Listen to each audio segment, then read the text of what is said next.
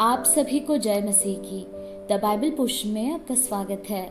हमारा आज का वचन है भजन संहिता 73। सचमुच इज़राइल के लिए अर्थात शुद्ध मन वालों के लिए परमेश्वर भला है।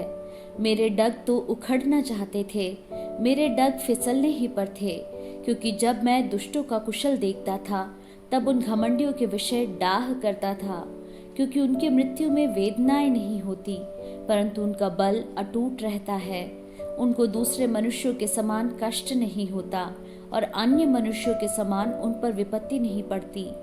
इस कारण अहंकार उनके गले का हार बना है, उनका ओढ़ना उपद्रव है, उनकी आंखें चर्बी से झलकती है, उनके मन की भावनाएं उमड़ती है।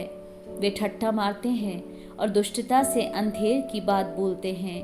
वे डींग मारते हैं, वे मानो स्वर्ग में बैठे हुए बोलते हैं और वे पृथ्वी में बोलते फिरते हैं।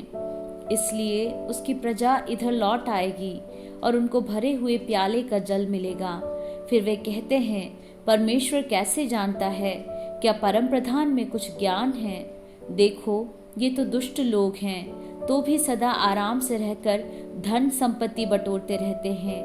निश्चय मैंने अपने हृदय को व्यर्थ शुद्ध किया और अपने हाथों को निर्दोषता में धोया है, क्योंकि मैं दिन भर मार खाता आया हूँ और प्रति भोर को मेरी ताड़ना होती आई है। यदि मैंने कहा होता मैं ऐसा ही कहूँगा, तो देख मैं तेरी संतान के साथ क्रूरता का व्यवहार करता। जब मैं सोचने लगा कि इसे मैं कैसे समझूं, तो यह मेरी दृष्टि में अति कठिन समस्या थी। जब तक कि मैंने ईश्वर के पवित्र स्थान में जाकर उन लोगों के परिणाम को न सोचा।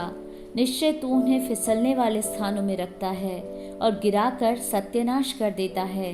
आहा, वे क्षण भर में कैसे उजड़ गए हैं, वे मिट गए, वे घबराते घबराते नष्ट हो गए हैं। जैसे जागने हारा स्वप्न को तुच्छ जानता है, वैसे ही हे प्रभु, जब तू उठेगा तब उनको छाया सा समझकर तुच्छ जानेगा। मेरा मन तो कड़वा हो गया था, मेरा अंतःकरण छिद गया था। मैं तो पशु सरीखा था और समझता न था। मैं तेरे संग रहकर भी पशु बन गया था, तो भी मैं निरंतर तेरे संग ही था। तूने मेरे दाहिने हाथ को पकड़ रखा। तू सम्मति देता हुआ मेरी अगुवाई करेगा और तब मेरी महिमा करके मुझको अपने पास रखेगा। स्वर्ग में मेरा और कौन है?